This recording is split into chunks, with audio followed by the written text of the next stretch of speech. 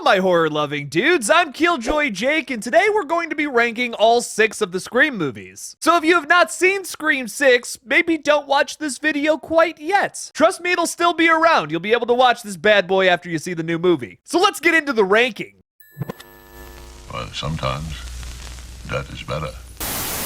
Coming in last place, but certainly not least, is Scream 3, a movie I have come to love, but I still think has a lot of faults to it. Scream 3 may have more plot holes than Swiss cheese, but I still love this ridiculously dumb fun movie. You've heard the usual complaints: the voice changer is ridiculous, that kind of technology barely exists today. How in the heck did that house fill up with gas so fast, and how did nobody smell it, and why would you use a lighter when there's already a flashlight in the situation? You've heard these complaints before. But let's talk about some good things for a moment, because there are a lot in this film, believe it or not. The tone of this movie is that of a Scooby-Doo episode, and I really enjoy that. It makes the mystery aspect to it a lot more fun. A lot of the ridiculousness of this movie actually works because this one is so comical and much more of a comedy than an actual horror film. But because of that, when it tries to be a little more serious, it really falls flat for me, especially in the third act that I used to kind of like, but now it's just gotten really old to me. I don't think Roman is all that interesting of a killer either. They basically just took the concept from the last movie that already wasn't that great and then just repurposed it there and kind of did it worse. Part of me questions if they were just throwing darts at a board with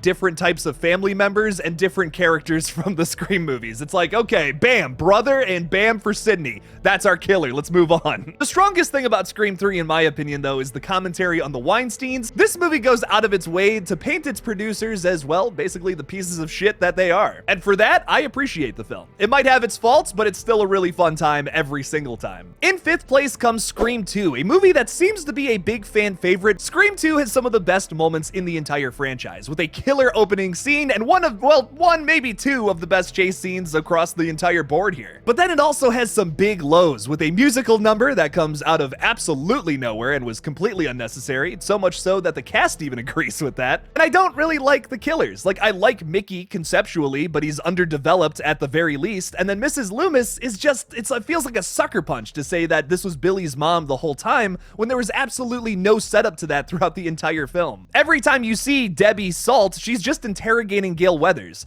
All of that amounts to nothing. She kind of just shows up in the movie to be like, oh, hey, I'm suspicious and I'm a character. Don't forget it. The setup's pretty bad. The roommate should have just been the killer. It would have worked a lot better. But still, Scream 2 manages to be a great sequel despite its third act probably being the weakest of the entire franchise. Although Ghostface kind of jumps out of thin air before this sequence happens, I love the chase scene with Gale and Dewey. It's easily one of the most suspenseful chase scenes in the entire franchise, alongside Cece Cooper's chase and death earlier in the film. It's a very cheesy, fun movie, but it definitely feels a little rushed, and I wish they would have taken more time with this sequel, because it has a lot of potential, and it could have been the best one, in my opinion. Coming in 4th place is Scream 2022, a movie that has diminished a little bit for me, but definitely still a solid sequel. I absolutely love the killers and kills in this new movie. Although they are few, the kills are really effective and well done, especially Wes's kill and the kills for the killers themselves. Have I said that word enough times? Killers. I have yet to rewatch this movie since I've seen Scream 6, but I guarantee you it has retroactively gotten even better now, especially with what goes on with our killers in the 6th film. Even before Scream 6, I really like Sam Carpenter. I think she's a great lead, and she's portrayed excellently by Melissa Barrera. Although the entire core 4 are standouts in this film, I feel like some of the side characters are insanely underdeveloped, like Wes Hicks and Liv McKenzie. They are really just there to be sort of red herrings and sort of just meatbags,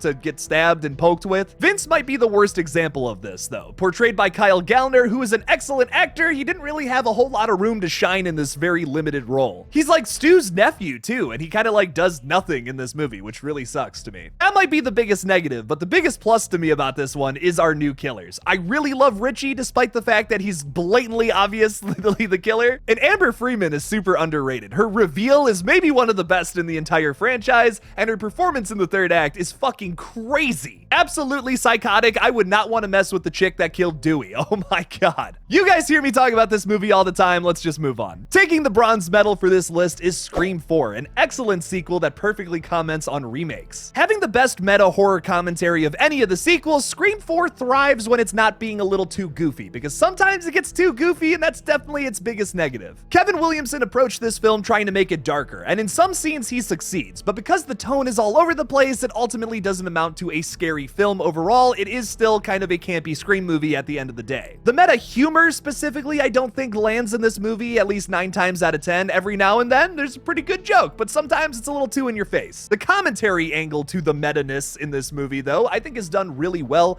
and also very subtle. Our new characters, including Kirby, Jill, Trevor, Charlie, all these people are basically our stand-ins for the characters from the original film. These are just like their remake replacements, so to say. If you look just at the new characters and you think about the reveals, this is what the shitty remake of Scream would have been if they would have made something like this in 2011. This was Wes Craven and Kevin Williamson kind of poking fun at some of the crappier remakes of the thousands, even though many of them are still really good. But man, Nightmare on Elm Street 2010, that one is rough. That's why this movie looks so gross, making fun of the weird coloring of some of these movies. Jill Roberts is absolutely one of my favorite Ghostface killers too. Her performance at the end of this movie is terrifying, evil, cold, lemon-scented. She might be the most evil Ghostface to date. If any Ghostface deserves to come back to life in a sequel, I personally think it's Jill Roberts. I think she gave a great performance at the end here, and I wish we could have gotten a true Screams 5 and 6, where it was done by Wes Craven and Kevin Williamson, following Jill Roberts through a all-new story. That would have been a lot of fun to see, personally. I kind of wish we had gotten that alongside these new Radio Silence movies as well. But I love Scream 4 for the little weird story it is. It's a very good sequel at the end of the day. Hello there, Jake from the future here to say that I think I've changed my rating. I think I got a pretty solid idea of how I feel about the Scream franchise here. I think in second place is Scream 6. This is definitely my favorite sequel, but I don't think it tops the original. It is a damn good Scream movie though, challenging a lot of the tropes that this franchise has kind of created for itself and once again broken those. It slams open the door for some weirder sequels in the future, which is exactly what this franchise needs, I think. Gotta be honest, that's why I came out the gate loving this one so much. But is it a perfect movie? No. Everybody in this movie is like kind of invincible to a degree a little bit, and it is a little ridiculous. But the one thing I really appreciate about this movie is however you feel about that, it's very consistent with that. If someone gets stabbed in the stomach like once or twice,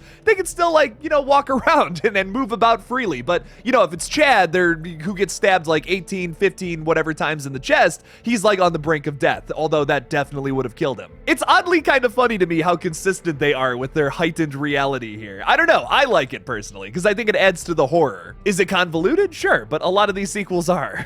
This movie also has one of the coolest opening scenes, probably my favorite opening scene of the entire franchise, where Ghostface kills one of the Ghostface killers. Like, yeah, screw these gross ghost faces, we're gonna be the better ones here. Overall, I like the approach to the family Ghostface killers in this movie. I think it's very interesting while taking something familiar in this franchise and kind of turning it on its head, making it something new. Dermot Mulroney is once again very goofy in this parent role. I don't know why the Scream movies like to give us like goofy parent characters who are grieving the loss of one of their children. I wish he would have played it a little more straight, but he's definitely nowhere near as goofy as Mrs. Loomis, who has her bug eyes and is going absolutely apeshit at the end of that movie. It doesn't bug me that much, but he should have played it a little more straight at the end of this film, I think. I have also grown to love the core four even more. I think they have elevated themselves into like legacy status at this point. I love all four of them. And as ridiculous as it is, I'm very glad that Chad survived. I have a feeling that they're setting up something for a Scream 7, so I want to see what that is, but one of them has to die in the next one. Like,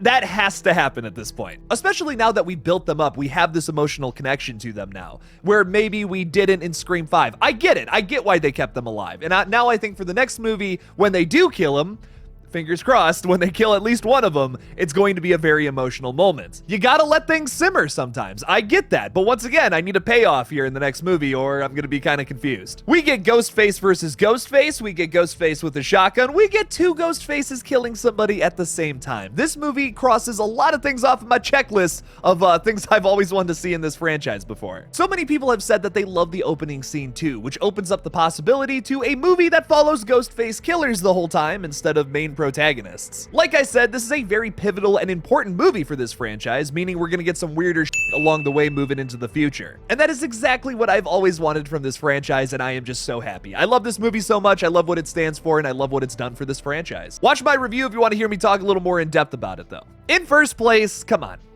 It's the first movie. It's a masterpiece. It's amazing. This movie took the very formulaic slasher genre, flipped everything on its head, and everything you thought you knew, that was no longer the case. Instead of one psycho killer being revealed at the end, there's two. Oh my god! Instead of our characters being complete idiots, they're actually people who are familiar with horror movies, but Ghostface still knows how to kill them and get to them. It's a great concept. I would argue it's one of the most important horror films ever made, and it is absolutely the best Scream film, I think. While I do think that one is probably one of the most important horror films of all time, I think the reason I'm so hot on Scream 6 right now is because it's one of the most important films for the Scream franchise. I can't stress this enough when I said this has opened a massive door towards some of the weirder possibilities that I've always wanted to see with this franchise actually come true. I love Sidney Prescott in this movie, portrayed by the absolutely incredible Neve Campbell. She is definitely one of my all-time favorite final girls. She's smart, sympathetic, and has a tragic backstory. You know, it's your typical final girl, essentially, but it's done really well here with a tried and true formula. I also love just about every character in this movie. Randy Meeks is awesome, portrayed by Jamie Kennedy, and easily his best role. I love this character so much. Billy Loomis and Stu Macher are great ghost faces, Stu being my absolute favorite. It's no wonder so many fans want to see him come back. Besides the opening scene, all the kills in this movie are really goofy. Even Tatum in the garage door is really silly because of the sound effect that plays when her head snaps. If you don't know what I'm talking about, just go back and watch that scene and just listen to the sound design. It is so goofy and over the top. Also, marketing this movie as a Drew Barrymore-led slasher and then, oh, she's dead in the first 10 minutes,